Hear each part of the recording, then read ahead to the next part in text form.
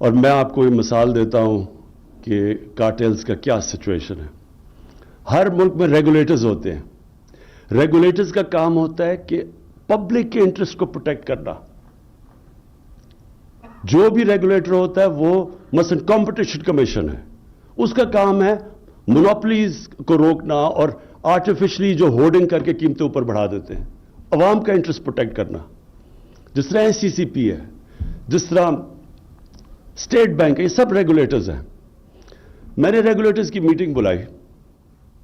میں نے ان کو کہا کہ جو جس طرح کا آپ کا کام ہونا چاہیے وہ نہیں ہو رہا, آپ پبلک کا انٹرسٹ نہیں پروٹیکٹ کر رہے. انہوں نے مجھے جو جواب دیا وہ آپ سمجھیں کہ رول آف لا کی کتنی ضرورت ہوتی ہے ملک کو. انہوں نے کہا ہمارے اوپر 900 کیسز ہیں, 900 سٹے آرڈرز ہیں. یعنی سٹے آرڈر کیا ہے کہ ریگولیٹر کو اپنا کام کرنے سے روک دیا کارٹیلز نے. اور کتنا پیسہ عوام کا جو وہ سٹے آرڈرز کی وجہ سے رکا ہوا ہے, 250 ارب روپیہ. اور سٹے آرڈر لیے ہوئے ہیں کیونکہ طاقتور ہیں. تو یہ سب سے بڑی سٹرگل ہے.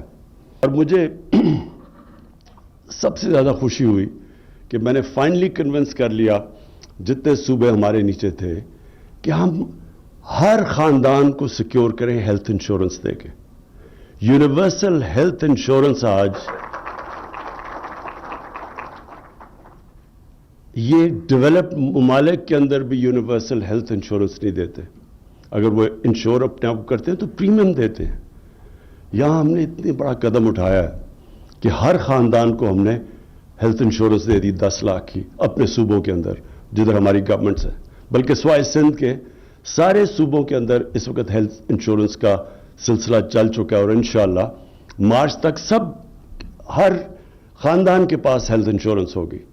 پھر جو احساس کے سب سے بڑے ہم نے پروگرامز کیے ہیں آج تک, سب سے زیادہ پیسہ احساس میں قرضے دیے ہیں, غریب گھرانوں کے لیے ہنر کے لیے پیسے دیے ہیں, ان کو سٹائپنڈز دیے ہیں.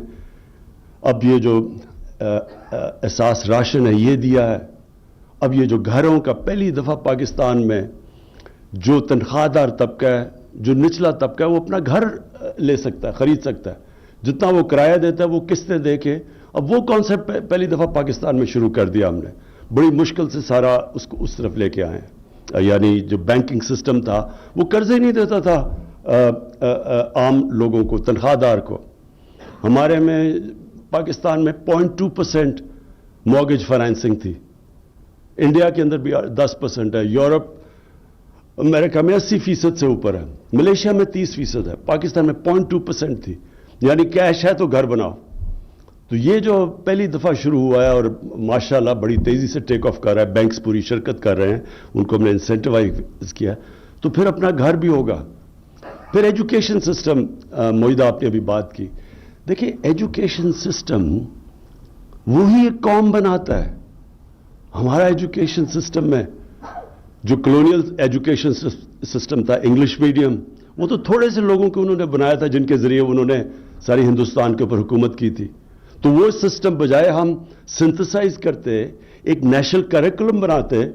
3 ٹیئر سسٹم آ گیا, ایک انگلش میڈیم, پھر اردو میڈیم اور پھر دینی مدرسے. 3 پیرل سسٹم چلنے شروع ہو گئے پاکستان میں. اس کے بڑے کانسیکوینسز ہیں سوسائٹی میں.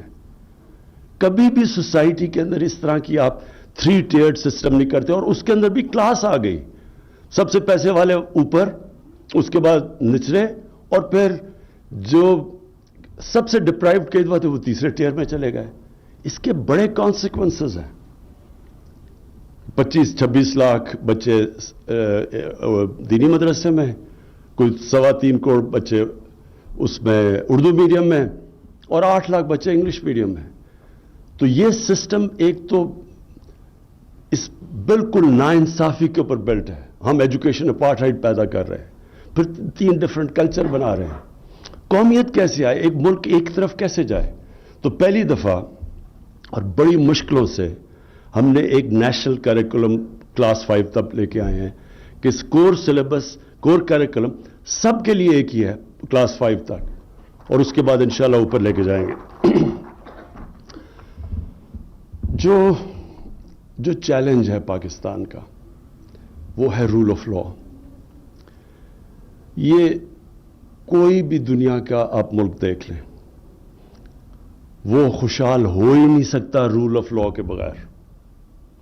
دنیا کی تاریخ اٹھا کے دیکھ لیں. رومنز جب سب سے دنیا کے اوپر ان کا جب ایمپائر تھا تو رومن لاز تھے, باقیوں کو وہ باربیرینز کہتے تھے. جس طرح آج ہم بنانا ریپبلکس کہتے ہیں. بنانا ریپبلک کیا ہے؟ اس لیے تو غریب نہیں ہے کہ ان کی وسائل کی کمی ہے, اس لیے کہ ان کے رول آف لا نہیں ہے. یہ جو رول آف لا ہے, یہ اس کا اگر فرق آپ نے دیکھنا چاہیے نا کہ ایک خوشحال معاشرہ اور ایک معاشرے میں غربت ہے, وہ ایک ہی چیز ہوگی کہ ایک میں رول آف لا نہیں ہوگا. یہ مدینہ کی ریاست میں سب سے پہلے جو رول آف لا آیا تھا وہ نبی صلی اللہ علیہ وسلم لے کے آئے تھے کہ بڑی قومیں تباہ ہوئی جدھر طاقتور کے لیے قانون اور کمزور کے لیے دوسرا, یعنی کہ جدھر رول آف لا نہیں ہے. اور میری بیٹی بھی اگر جرم کرتی ہے تو سزا ملے گی, کوئی قانون سے اوپر نہیں ہے. یہ کانسیپٹس ہیں. آج آپ کسی بھی پراسپرس معاشرے میں چلے جائیں. سوئٹزرلینڈ ہے, سوئٹزرلینڈ کو کمپیئر کریں اپنے ناردرن ایریاز سے. میں سوئٹزرلینڈ سارا دیکھا ہوا ہے, آسٹریا دیکھا ہوا ہے, کوئی مقابلہ ہی نہیں کر سکتا ہمارے ناردرن ایریاز کا. دگنا سائز ہے ہمارا ناردرن ایریاز کا سوئٹزرلینڈ سے. ان کی صرف ٹورزم سے کوئی $60 ارب ان کی انکم ہے. ہمارا سارا ناردرن ایریا پڑا ہے, ہم نے کبھی اس کو ٹیپ ہی نہیں کیا. کیا وجہ ہے سوئٹزرلینڈ آگے نکل گیا؟ آپ اگر ایک چیز دیکھیں گے وہاں رول آف لا, کوئی قانون سے اوپر نہیں ہے, ادارے مضبوط ہیں. کچھ صرف ٹورزم اور دودھ اور مکھن وغیرہ سے وہ کہاں سے کہاں پہنچ گئے, اور ٹیکنالوجی سے, تعلیم سے. ہمارا اس وقت سٹرگل یہ ہے کہ ہمارے رول آف لا آہستہ آہستہ ایروڈ ہوتا گیا, اور رول آف لا نہ ہونے کی وجہ سے ہمارے کارٹیلز بن گئے. اور میں آپ کو یہ مثال دیتا ہوں کہ کارٹیلز کا کیا سچویشن ہے. ہر ملک میں ریگولیٹرز ہوتے ہیں. ریگولیٹرز کا کام ہوتا ہے کہ پبلک کے انٹرسٹ کو پروٹیکٹ کرنا. جو بھی ریگولیٹر ہوتا ہے وہ مثلا کمپٹیشن کمیشن ہے, اس کا کام ہے مونوپلیز کو روکنا اور آرٹیفیشلی جو ہورڈنگ کر کے قیمتیں اوپر بڑھا دیتے ہیں, عوام کا انٹرسٹ پروٹیکٹ کرنا. جس طرح SCCP ہے, جس طرح اسٹیٹ بینک ہے, یہ سب ریگولیٹرز ہیں. میں نے ریگولیٹرز کی میٹنگ بلائی. میں نے ان کو کہا کہ جو جس طرح کا آپ کا کام ہونا چاہیے وہ نہیں ہو رہا, آپ پبلک کا انٹرسٹ نہیں پروٹیکٹ کر رہے. انہوں نے مجھے جو جواب دیا وہ آپ سمجھیں کہ رول آف لا کی کتنی ضرورت ہوتی ہے ملک کو. انہوں نے کہا ہمارے پاس ہمارے اوپر 900 کیسز ہیں, 900 سٹے آرڈرز ہیں. یعنی سٹے آرڈر کیا ہے کہ ریگولیٹر کو اپنا کام کرنے سے روک دیا کارٹیلز نے. اور کتنا پیسہ عوام کا جو وہ سٹے آرڈرز کی وجہ سے رکا ہوا ہے, 250 ارب روپیہ. اور سٹے آرڈر لیے ہوئے ہیں کیونکہ طاقتور ہیں. تو یہ سب سے بڑی سٹرگل ہے ہمارا جو, اور وہ سٹرگل کی طرف ہم نکل چکے ہیں. کبھی بھی اس طرح طاقتور کو اس معاشرے نے کوشش نہیں کی قانون کے نیچے لانے کی. اور یہ آپ کی یہ جو سٹرگل ہے یہ ہے battle for soul of Pakistan. اور یہ بھی نیشنل سیکیورٹی پر ریفلیکٹ کرتی ہے کہ اس میں بہت زیادہ چیزیں آ جاتی ہیں. کانٹریکٹ انفورسمنٹ, کانٹریکٹ انفورسمنٹ ہوگا تو انویسٹمنٹ آئے گی. فورن انویسٹمنٹ کی جو سب سے بڑا امپیڈمنٹ ہے کہ ان کو ڈر ہوتا ہے کہ جب وہ جا کے کہتے ہیں جی ہمیں باہر انٹرنیشنل آربیٹریشن چاہیے, کیونکہ وہ پاکستان کی جسٹس سسٹم کو کہتے ہیں کہ جی ہم اس کو ٹرسٹ نہیں کرتے. یہ بہت بڑی رکاوٹ ہے ہماری ملک کی گروتھ میں, اکانومی میں. 22 کروڑ کی عوام ہے اس وقت. ہمارا جو مارکیٹ ہے پاکستان میں اور ینگ پاپولیشن ہے, یہاں تو ہر دنیا کی بڑی کمپنی کو آنا چاہیے. سو جو نیشنل سیکیورٹی کی آپ نے بات کی, یہ ایک ملٹی ڈائمینشنل اس لیے ہے کہ سب کو ایک ہی طرف اب جانا ہے. اب میں ایکسپورٹس کی بات کرتا ہوں. پاکستان کی ایکسپورٹس پچھلے 5 سال جو ہمارے آنے سے پہلے وہ اسٹیگنیٹ کر گئی. اب اگر آپ کی ایکسپورٹس ہی نہیں بڑھ رہی, ملک میں ویلتھ کریشن کیسے ہو سکتی ہے, ترقی کیسے کر سکتا ہے؟ کہ جب آپ باہر سے چیزیں زیادہ خرید رہے ہیں اور بیچ کم رہے ہیں تو کوئی ملک بھی آگے نہیں جا سکتا. تو پھر جب ہم نے اسٹڈی کیا تو ریئلائز کیا کہ ہمارے تو جو ساری گورنمنٹ ڈپارٹمنٹس ہیں ان کا تو کوئی کنیکشن ہی نہیں ہے کہ ملک کی ضرورت ہے ایکسپورٹس بڑھانی, اور وہاں امپیڈمنٹس ہیں, رکاوٹیں ڈالی ہوئی ہیں ایکسپورٹرز کے راستے میں. اور رکاوٹیں نہیں, جو فورن انویسٹر آئے اس کے راستے میں رکاوٹیں ڈالی ہوئی ہیں. کہ جب تک اور اب ہم کیا کر رہے ہیں, ہم نے پورا اب ساری ڈپارٹمنٹس کو الائن کر رہے ہیں ایک ہی طرف کہ کس طرح ہمارے ملک میں ڈالرز آ سکتے ہیں, وہ کون کون سی انڈسٹری ہے جو کہ امپورٹ سبسٹیٹیوشن کر سکتی ہے, کس طرح ہم نے چائنا سے کون سی ایکسپورٹ اورینٹڈ انڈسٹری کو ریلوکیٹ کروانا ہے پاکستان میں, ہم نے ایگریکلچر میں کیا کرنا ہے, کیا وجہ کہ ہم اتنا بڑا بل ہے ہمارا پام آئل امپورٹس کا, کیوں سارا ہمارا پاس کوسٹ پڑا ہوا ہے, سمندر پڑا ہوا ہے جدھر پام آئل اگ سکتا ہے.